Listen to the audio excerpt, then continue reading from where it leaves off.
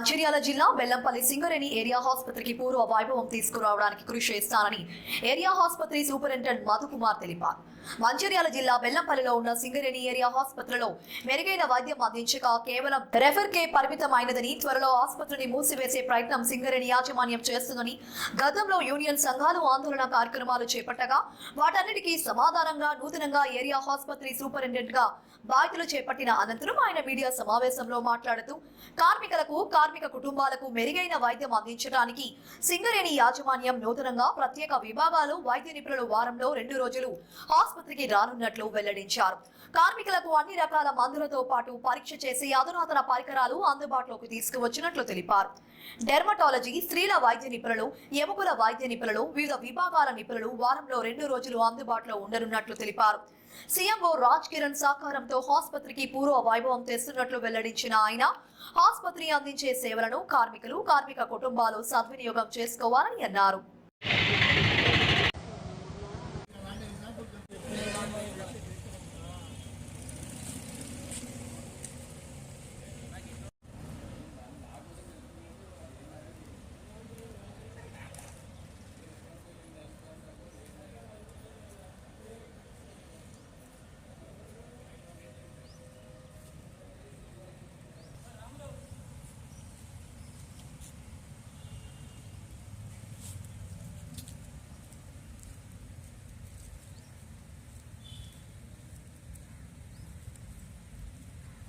అది ప్లాన్ అంతే.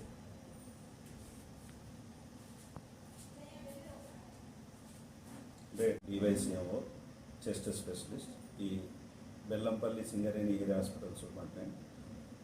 నేను అక్టోబర్ నుండి సూపరింటెండెంట్గా ఇక్కడ బాధ్యతలు తీసుకున్న తర్వాత ఈ హాస్పిటల్లో మెరుగైన వైద్యం జరగాలని గుర్తించి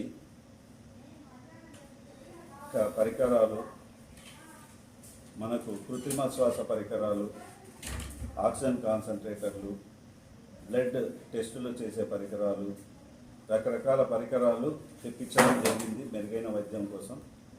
అంతేకాకుండా డాక్టర్లు కొత్తగా వచ్చారు 4.